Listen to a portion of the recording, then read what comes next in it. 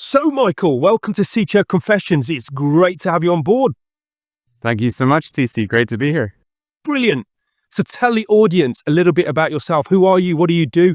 And who do you work for? Yeah, absolutely. I'm Michael Finnegan. I'm CTO for a company called Cognosos. Cognosos just really ignites AI in the IoT space, looking at providing, incredible solutions for the logistics and for healthcare in terms of understanding RTLS. I'm an engineer by trade. I have a lot of experience working with global company, tier one startups, everything from automotive to pharmaceutical to nuclear, and now really excited to be in this IoT space. Brilliant. Great. And you mentioned RTLS there. What does that mean? RTLS is real-time location tracking, essentially. So it's looking at assets, looking at products, helping customers get visibility into that, whether it's in healthcare or logistics, finished vehicle logistics. We're able to put, tracking devices that provide the location and the status of that asset to customers in a way that, just helps them understand everything that's going on with their business. Right, great. So I did have a question that what's the problem that, Cognosos is solving in the market? You've kind of answered it. So how big a problem is this in the market, actually? This kind of, I see the benefit of it, but is it really that big a problem? Absolutely, it is. I mean, you have wide open areas that just do not have the capability to provide information on where assets are. Interruption of service is huge, especially in the healthcare industry. If you're looking to understand the cleanliness status of your equipment, nurse hand hygiene, what's happening with nurses and patient interaction, optimizing those environments that you get the most out of it. And even in the logistics space, looking to understand where assets are, if deliveries don't happen on time, if assets go missing and you have an interruption in your production line, for example, the impact of that is massive. Yes. The devices tracking that we're looking at, the actual cost of the individual products themselves may not be that much, but the impact to the overall services is where the real impact of our service comes from. Right. Okay. So what makes location AI different from other traditional tracking systems? The great thing about location AI is, we've really kind of inverted the scale when it comes to RTLS. So traditional companies will focus on ensuring that there's enough devices in a space to truly give accuracy. You may have, infrared, Bluetooth, you have, different scanners, lots and lots and lots of infrastructure that keeps getting added in there. What's really interesting is we've developed a device which has low battery consumption, so it can exist in the field for up to 5 years, essentially. And what's incredible about that is we've always had to maintain the minimum amounts of data transferred to be able to give the location and the accuracy of the location to a point where it's acceptable to a customer. But now that we've layered on AI onto that, we're able to allow all the devices to communicate with each other and continually decrease and improve the accuracy. Standard GPS just in general has accuracy issues. You're relying on satellites that are going through the sky. It's a common known issue that you could have accuracy errors of up to 50, 60 yards, if not more. So if you're going out into a large yard, which is what we provide for customers in the finished vehicle logistics space, they want to know where that car is.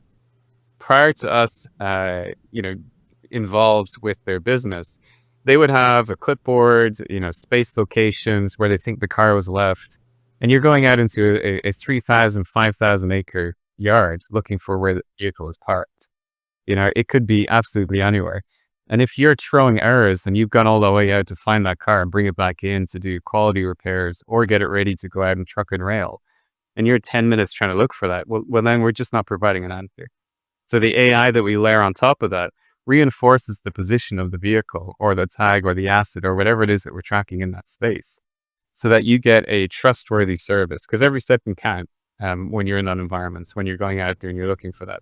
Especially considering, if you're a driver going to bring a car to your rail and it's lashing rain, the last thing you want to be doing is walking up and down looking for where this vehicle is actually parked. So Yes. that's one of the bigger difference that we have. We're layering AI into our devices that use, the minimum amount of data possible and the minimum amount of infrastructure possible to get a low cost solution at the same resolution as some of these more expensive systems that are out there in the market.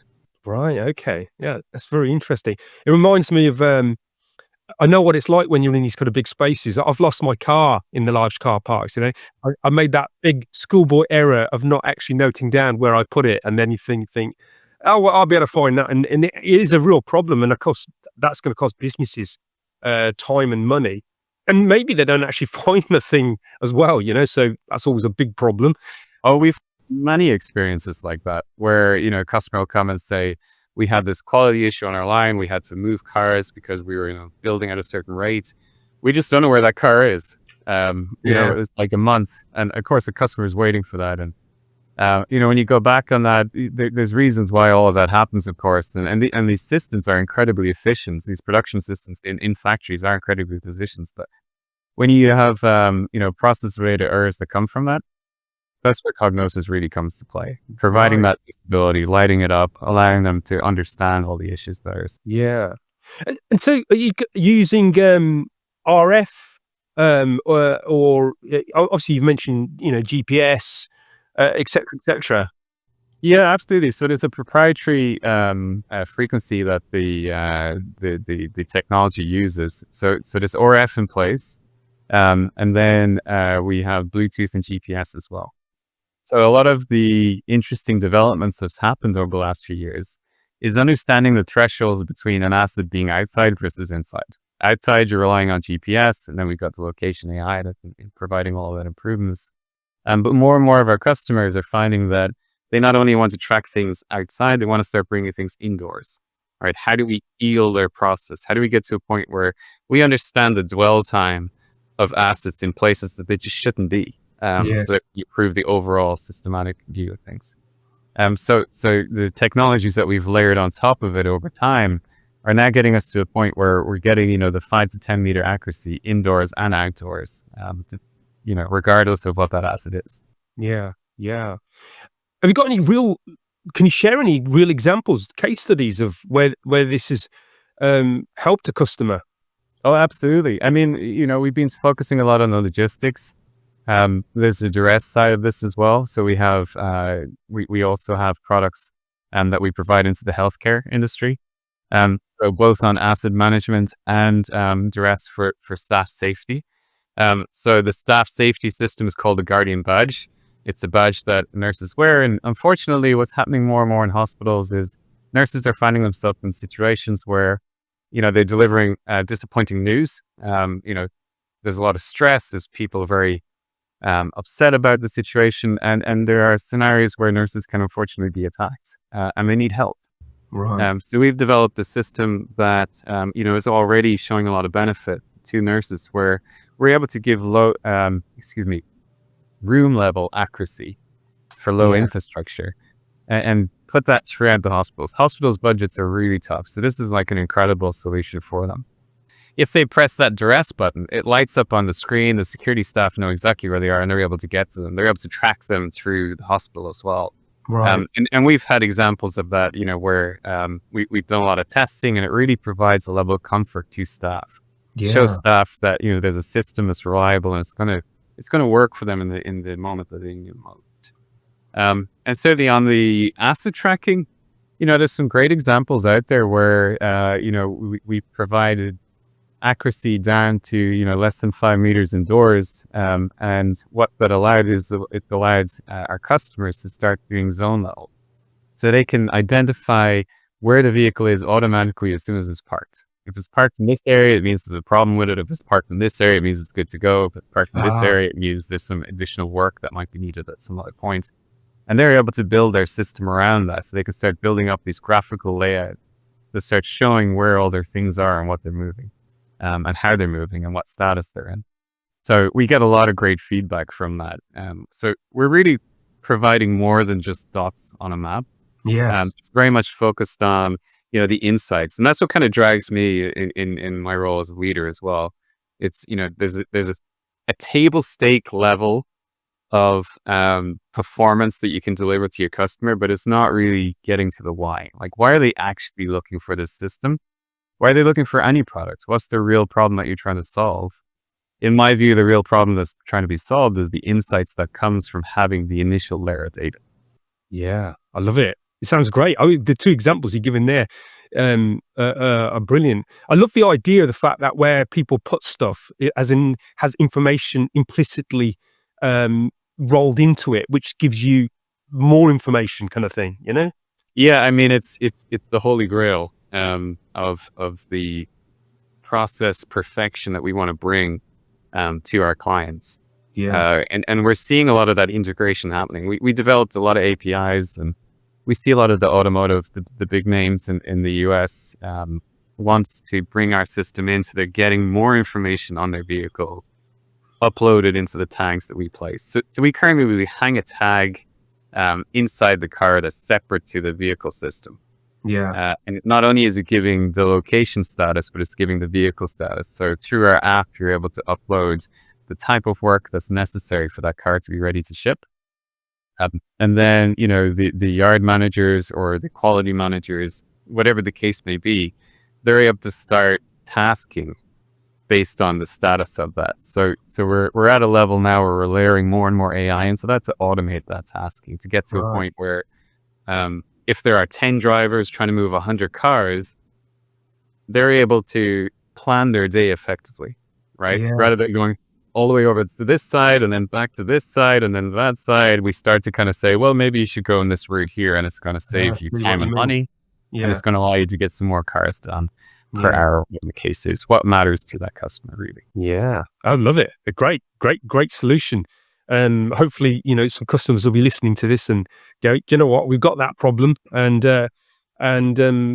solve it.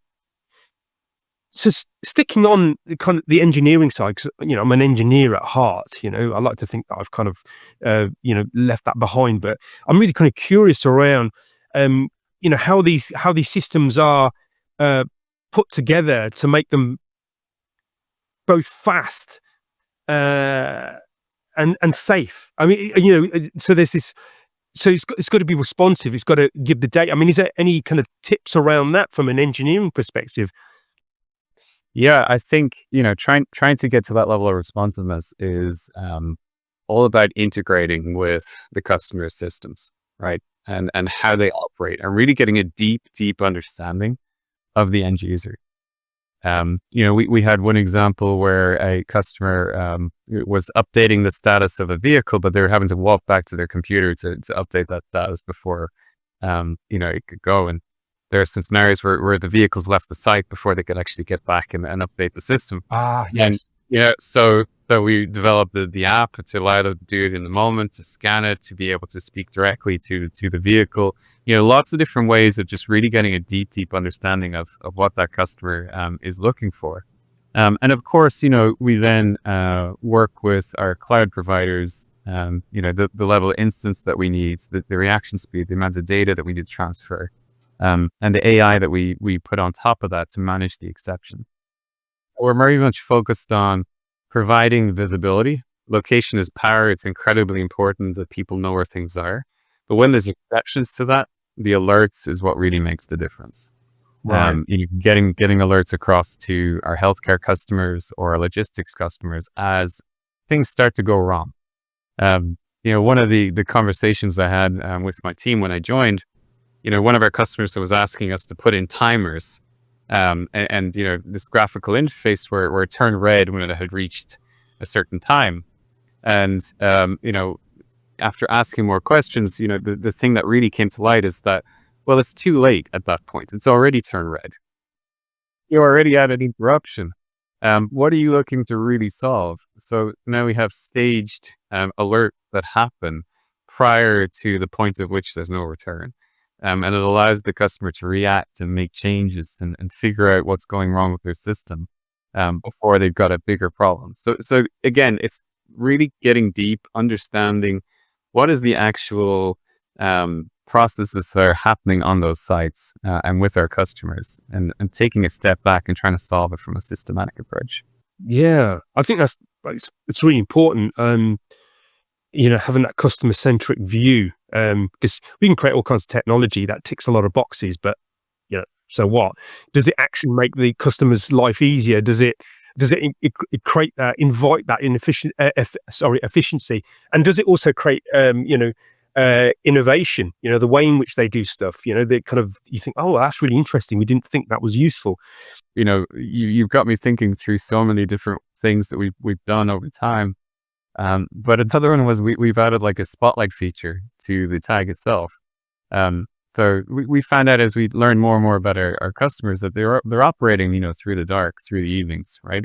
So they're going out looking for these cars, and they're trying to scan it. And you imagine, you've got, 300 black Fords, whatever models, right? And they're all together, and you're trying to find a certain one, and you don't have a key.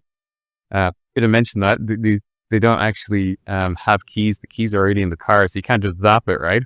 Oh wow. Because there's too many keys to manage. But if you're walking through this, so we provided a feature where in the app you're able to light it up. So the whole tag lights up, the car lights up, and you're able to very quickly kind of go to that. Nice. So again, it's kind of getting to grips with being customer centric. Yeah. And my time at Shark Ninja before I came and joined Cognosos was very much focused on that. It's like, what's the actual customer driving? How do you always innovate and make sure that you've got like a good product meeting that customer's need over time, and brought that into the B2B world. Yeah, I like it. And there's an art to that, to actually understanding the customer. What tips have you got around that? Because there's lots of ways you can do it. You can have like workshops and what have you. I mean, how do you go about that? Yeah, I think, I've reflected on this a lot because I found myself in these positions over time. And, where I started out with a company called ELC Laser Group in Waterford. That company was very much focused on trying to take a concept from a customer. They would come in and they would say, hey, I've got this great idea. I've cobbled together this prototype. Can you get me to a point where, I can make 10,000 of these? And it was everything from petrochemical to pharmaceutical to nuclear to automotive. It was just like, so wide ranging. And I found myself as a young engineer constantly asking why. Like, why are we doing this? What do you need? What can I actually take out from this? How do we get this to a point where this product is going to meet your needs, but in a way that it makes sense? And it's that systematic approach of being deeply embedded with what is the end users for this, and what's going to make a difference? What's the thing that's going to be exceptional versus acceptable for the customer? And that's come through over time. So when I'm leading teams, I'm trying to get that mindset across. It's like, if you are doing something, you're doing it together. If you're communicating, we're communicating as a cross-functional team. We're just constantly updating, over communicating on what we're doing, right? Yeah. And it sounds silly, but then you talk to teams and invariably everyone starts to focus in on their area of what they're trying to get done. And we think that we're communicating really well, and we think that we're saying everything. And then you find out that actually, as you start to scale, you've got these gaps, right? Between what's assumed versus what's actually happening. And the other side of it is ensuring that, as people are communicating, we're figuring out what works best for our colleagues. Is it something written down? Is it standing around the product and tearing it apart, right? Audio, like how do people absorb information? And as a leader, it's important to sit in that and identify, the best ways of getting the information across the group in a way that's understood, that we're all opposite, that we're all working towards the same goals, and that we all really understand the customer itself, right? That's the most important thing. Yeah, it's very important. I love, from my kind of engineer experience, I don't think we had enough of it in my earlier career, but being with the customer, actually walking, shadowing them, seeing how they use it, because we can make up all kinds of stories of how we think they're using it. Doesn't mean it's the way they're using it. And those conversations also sometimes would emerge an understanding or an insight. You're thinking, oh, right, I didn't really think of that. And also going into it blindly, being a newbie, I'm going to use a gaming term there, being a newbie in the space kind of makes you ask those kind of questions as well. Because sometimes they're doing stuff that they've always done them and going in new as well. So that's fantastic. And it's a really interesting area because, there's a way of breaking down that mindset of, oh, well, this is the way it's always been done, Yeah, right? yeah. And as a, CTO in my role, like I have to spot those opportunities because those are business opportunities for us to work and improve our partnership with our customers to Yes. help them get to a solution that's even more effective and efficient. Yes. So it's that curiosity that comes with that as well, and driving that into the group. Brilliant.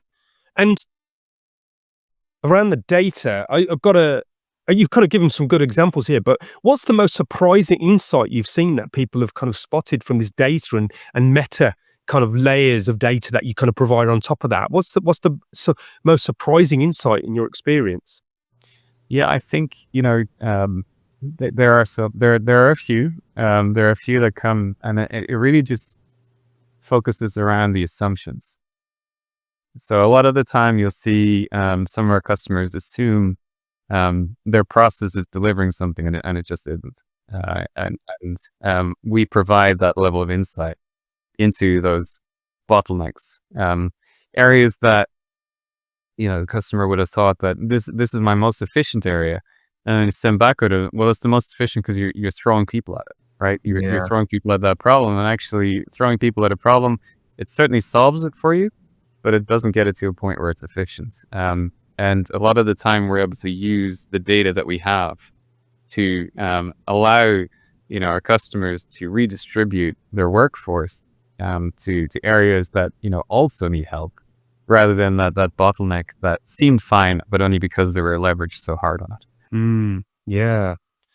It's got me thinking about, when you have this data and and the system as a whole, an organizational system is being informed by this real time position data. It allows you to do all kinds of interesting things like, oh, I don't need to, I've got 5 minutes to do something, or this is going to be half an hour, which allows me to do something else, or plan things in. Yeah, interesting. So now, Michael, I want to kind of put the spotlight on you as a leader. Okay, your leadership style. You've had a really interesting career. Checking you out on LinkedIn, you've worked for various companies, including a company that I live near, which is Jaguar Land Rover. I hope I'm okay to kind of mention that. Um, so, what's your style of leadership? How do you roll as a leader? Yeah, I think I like to set big goals for myself, and then layer that into how the team's going to operate. Um, but I found that I didn't set out to be a CTO. It's kind of one of these things that just followed me. Yeah. Right. I just had this burning interest, this burning curiosity in technology, and in the system level thinking that's associated with that. And the more I leaned into that, the more I realized that there were just so many opportunities to bring people together to deliver exciting solutions. So as a leader, I'm always very focused on those blind spots that come from that, right? That come from the areas of miscommunication, or from assumptions around just basic technologies. And I think the other thing that really interested me as well in the technology space is that everything is moving so fast, Yeah. right? And one of the things that I do is I'll constantly challenge my own assumption. I'll write down what I think is true, and then a couple of months later, I'll go back and look at that and say, is that still the state of things? Has a supplier actually developed something better for us to use in our product? Is the way that we're collecting data still relevant in the grand scheme of things, or have we learned enough now that we can change what we're doing? So it's weaving in the curiosity and the power of why into my everyday is my leadership style. And I think I very much focus on optimism. If there's as I said, I set big problems for myself that I just don't have solutions for. But I, surround myself with individuals that I know are highly intelligent, that are somewhat experts in their field. And I say that because I think, the experts in your field is an interesting concept, but it's one that you've got to always make sure you're continuously learning. Yes. Yeah. But I definitely try and surround myself with people that are going to challenge the ideas that I'm coming out with. so that we're just constantly pushing and learning as we go forward. Yeah, yeah. And how do you design that? Because, we've all got egos and we do want people to grow and to kind of question you. But I guess that needs a kind of design and a setup so that it kind of happens. And also people approach it in a way that is respectful. You can, give feedback and it can land like a, lead balloon. Sure. Yeah, absolutely. Yeah, no, it's a great question. I think, one of the ways that I've always encouraged the team to, and myself, to engage in feedback is just physically holding a product, right? It's in your hands, you're looking at it, you're turning it over, or you're interacting with an app or a platform or whatever the case is, and you're just doing that as a group. We sit down and we say, have you thought of? So the engineering team will sit there, and this is something I've learned throughout time, and I've developed it into how I operate, and how the team operate. But we'll do an exercise of have you thought of? So the engineer who owns the design isn't so much allowed to answer, but it's more like this rapid fire of all these different things that these people are, allowed to bring up, right? It's a safe space. And you start to get these really different, unique points of views that come from that. And the engineer will come out and they'll say they're not put on the spot. They don't have to answer it. They're not being challenged in that area. So you don't get the defensive kind of metrics and everything else that taking up those reactions.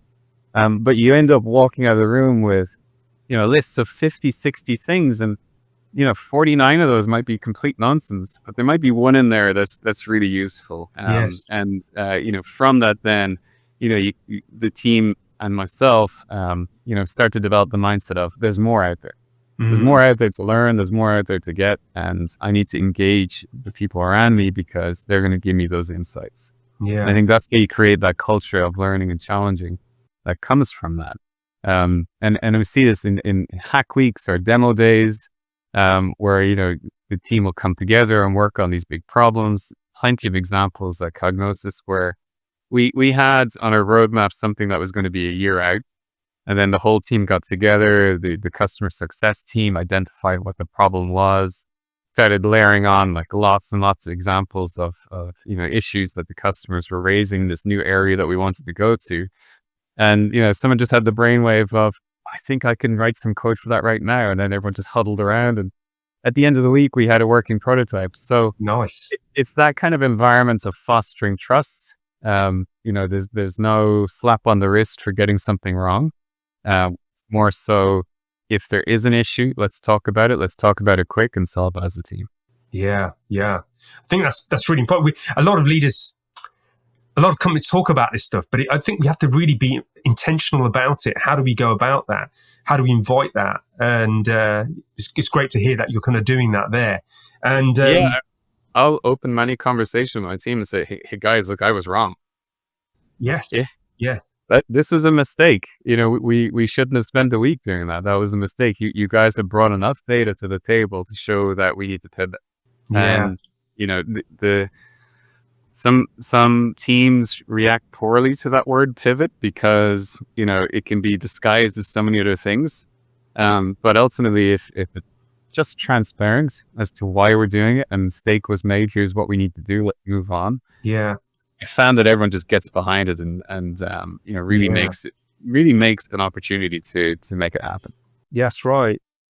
We learn all this stuff in, like project management, that you've got to be able to, look at the business cases. This is really relevant and whatever. It's very rarely that, well, hopefully we're seeing more of it actually. I think I'm seeing more and more out there where people are deciding, do you know what? We were married to a project or a solution that isn't really relevant anymore. Let's drop it. Let's move on to something else kind of thing. Are you noticing that more and more in the industry as well? It seems to be more the norm. Yeah. I think the speed of innovation has really ticked up. And I think the speed of delivering products to markets, in general is increasing almost in line with that. And I don't think there's time there anymore to wait and see how your customer is going to react. Yeah. So, one of the areas that, one of the main things really that I'm seeing is that during the product development phase, during all of the prototype phase, it's getting that learnings in as soon as possible, right? When you've got this thing that's made out of cardboard, for example, right? But like that's an extreme example. I'm kind of joking, but at the same time, I'm not, because you can show that to someone and you get feedback, and you can Yeah. very quickly course correct, and there might Yes. be requirements there. So it's trying to shape the developments to the business customer needs, the end user needs as early as possible, is just becoming more and more prevalent, I think. And seeing it a lot in the consumer electronics world, and it's kind of bleeding across into others as those examples become more prevalent. Yeah. Yeah. It reminds me, you mentioned the cardboard. I remember, I don't know if you remember the BP Build a Robot competition. Do you remember those back in the day? Yeah, yeah. So we actually entered it, and I was working on the drinks dispenser for this particular thing, and I made it out of cardboard so people could actually see what I was intending to do, and it created and actually the cardboard model wasn't what we ended up going with. There was another idea, but I think that initial prototype kind of got people thinking, well, that's just really inefficient, it's too big, or whatever it was. So I think we do need to prototype, and I think engineers love that. We love experiments, so we need to invite that into the space. Just knock it up, nail it up, and let's share it. Let's talk about it. Yeah, Yeah. I mean, if you have an environment where that's fostered from day one, then you're just encouraging that feedback. yeah, You mentioned earlier about how feedback can land poorly sometimes. But if you have that environment where everyone's able to tinker and work through with ideas and get feedback from their colleagues, and it's coming from a good place of how do we make this successful for our business and for the yes, customer, it's really powerful, and it's an enjoyable place to work. And when you have that. love it. You also mentioned an interesting word earlier on. My ears picked up. I don't know if people spotted my ears pick up when you mentioned it, which is especially as many of us work remotely now. Communication is a little bit kind of. I think communication is always hard in human systems anyway, especially in organizations. You mentioned over communicating, and I'm a big fan of over communicating, because done in a way that actually kind of works, because you can over communicate and just blind everybody with lots of noise and what have you. So what are your tips around over communicating, and why do you think it's important? I think, some of the tips around communicating, we have so much technology available to us now, right? At our fingertips. The idea of sending a slide deck to someone and shooting it over and, saying, have a look through this and let me know what you think. Those days are gone, right? It's possible to use your phone and, transcribe something, or just even record some audio and say, in this slide, I'm thinking this, I'm thinking this. It doesn't have to be major, but you're getting your main points across. You're getting your points of view. I think that helps to ground set, to level set, I should say, not ground set, level set, the contents that we're sharing. So I think that's one way of doing it. I think the other way is really just creating story pillars.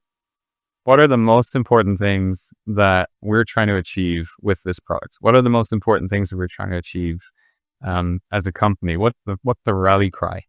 Yeah. And creating an environment for the team to identify against that. And if they're not working in those areas, then they need to speak up about it, because then they're working on something that isn't flowing with the rest of the business, that isn't natural to what we're trying to do as a company.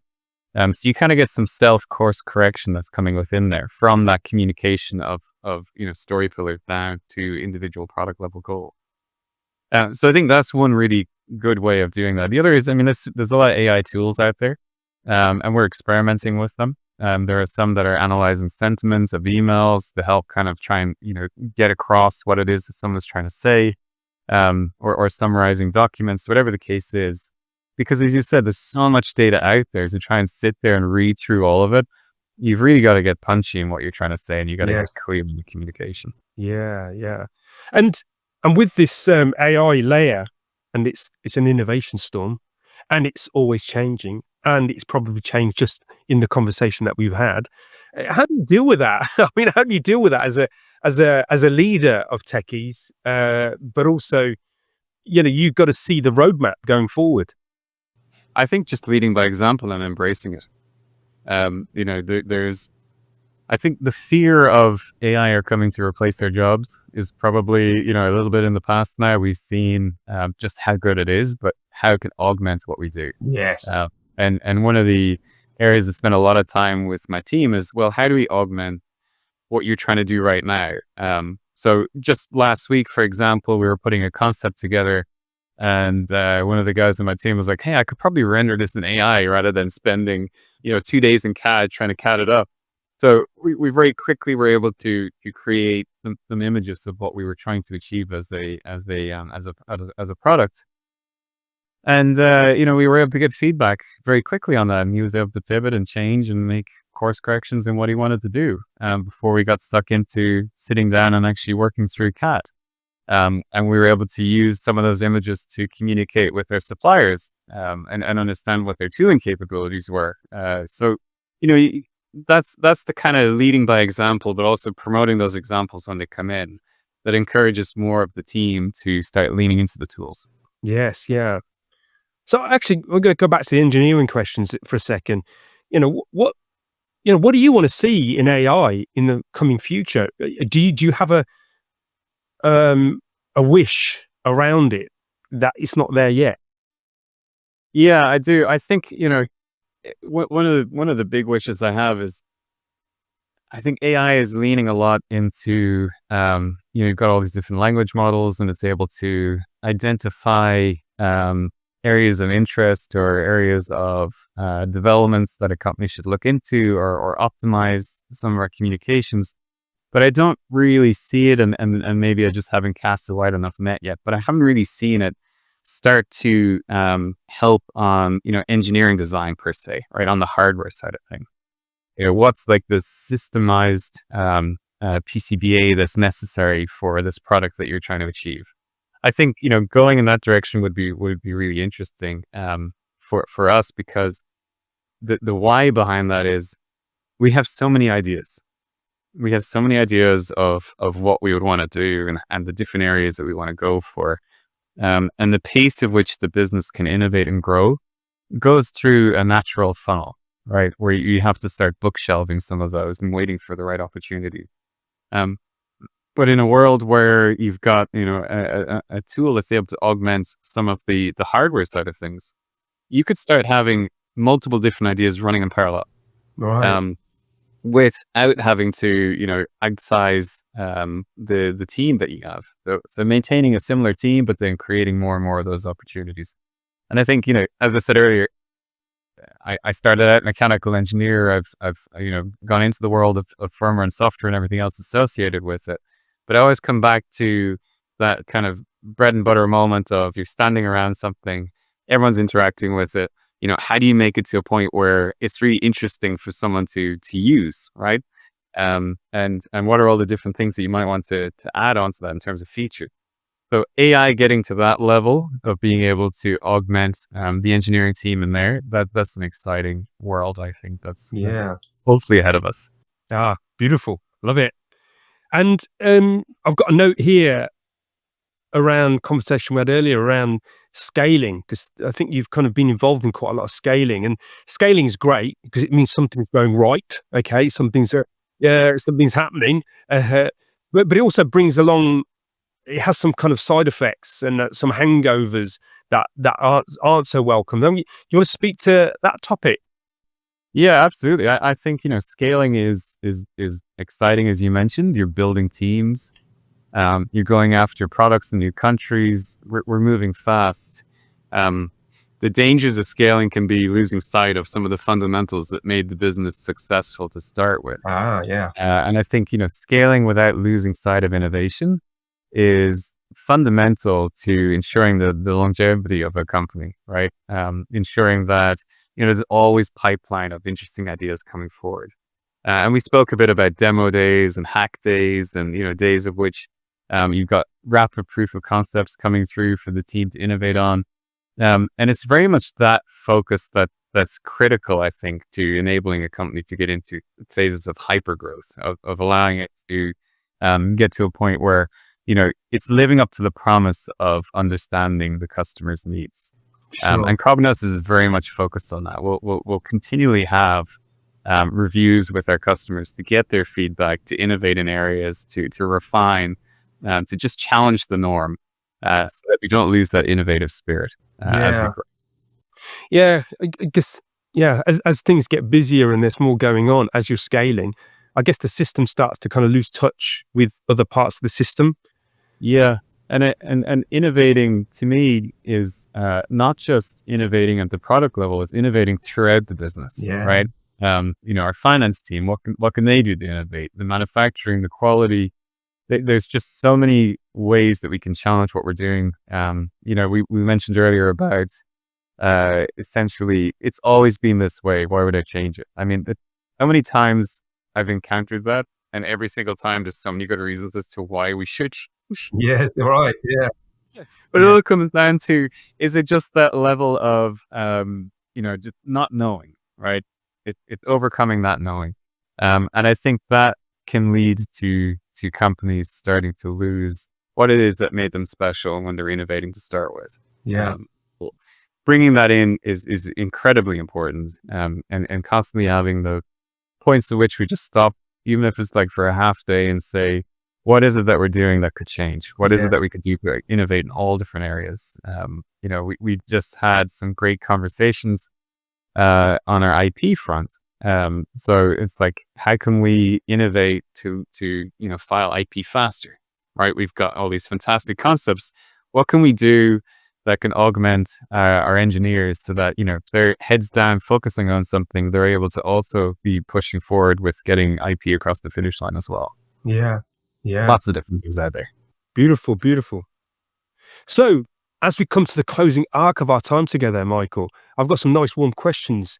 Um, what what advice would you give to aspiring leaders? Because you mentioned that you didn't want to become a CTO, you didn't have it as a hard intention. What advice would you give to people that do want to get to the heady heights that you've got to? Yeah. Well, first off, thank you. Not so sure, but yeah, I appreciate that. That's I think just being relentlessly curious.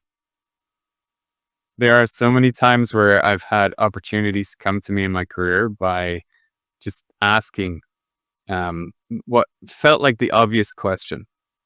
And there are so many times I'm sitting there and I'm like, why is no one else asking this? And then I realize it's on me to ask, Yes. right? And if I'm wrong, I'm wrong. And if it's like a really obvious thing that everyone already knows, they'll tell me. But if it's not, there's an opportunity there. Yeah. And I've deployed that so many times and so many different opportunities. It's led to me helping out on racing teams, flying across the country to solve problems that we didn't know existed. And it really kind of gets you front and center on the interesting challenges that are happening in a business, and keeps you there. And if that's what excites you, that's what's going to get you on that career trajectory. Yeah. I think, solving those problems that others are not really leaning into, but then doing it in a way that, cost conscious as well. You don't want to be throwing, dollars at things. You gotta make a business case for what you're doing. Yeah. So being curious, but then tying it back to the bottom line, tying it back to how it helps the business, tying it back to how it helps the customer, Yeah. are ways that you really stretch your mind, and grow in your career to come up to the CTO level. Great. Great advice. Great advice. Curiosity is a superpower that we all have. Just exercise it, just it's easy, just ask questions. And you ask the questions. And any books or any other things, like films or plays even, or even songs that have inspired you. I don't know about songs actually, that have inspired you along your journey that you'd like to share here. That would be good for people to maybe look into. I think one that stays with me is The Martian. Right. And I like that kind of scenario where his back was up against the wall Yes, I and he do had a recall it decision now. to make, right? And he's sitting there, and especially the movie version where Matt Damon's walking around and he's got the blanket over and you go, I'm not dying here.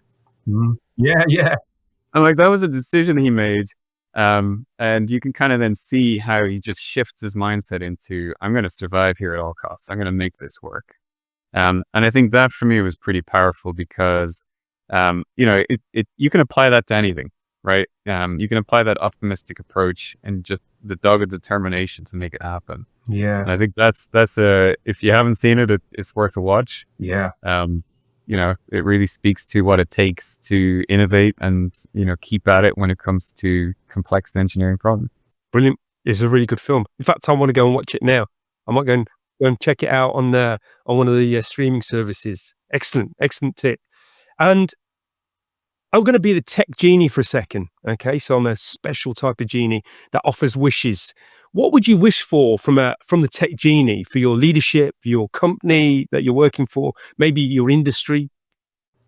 It's a great, fantastic question. I think, if I was to get the genie out of the bottle, I'd love for a world of which everything that we're doing in the lab was going to be related to the real world, getting and narrowing that gap closer and closer. And technologies that will enable us to position ourselves in that scenario at the earlier stages in our development. Incredibly exciting stuff. That would be a game changer into how, businesses like ours, businesses like consumer electronics, like you name it, how they really would operate effectively as they deploy solutions to the real world. We've created environments where we've tried to simulate, garage spaces, hospitals, like you name it. But if there's tools out there that can allow you to simulate all of that, once you have the idea, that early proof of concept, that would be incredible. Yeah. Yeah. Let's make that come true. Okay. I think it's a great wish, because it really fires up the feedback loop for innovation. It allows you kind of try things and experiment, as you mentioned earlier on. As you were describing that, I was thinking of digital twins. Something that allows you to try stuff. I know there's a number of companies out there that are really leading the way around this, which allows them to try stuff before they actually do stuff, and it gives a higher probability of success, and also the challenges, visibility of the challenges that they're going to face, so they can kind of plan for that as well. So exciting stuff. Yeah, go for it. So yeah, I'm going to work on that wish for you, and hopefully it'll pop up in your space at some point. Brilliant. I'm looking out for it. Yeah, good. So as we come to the final full stop, Michael, what would be your parting statement, gift to our tech audience out there as we part company? I would say the world's changing fast. Embrace it, and it'll embrace you back, because there's a lot of people trying to, bring success for their businesses, and it's going to rely on your success. So lean in, enjoy the ride, and be curious. Brilliant. Thank you for being on CTO Confessions, Michael. Thank you so much. It was great to be here.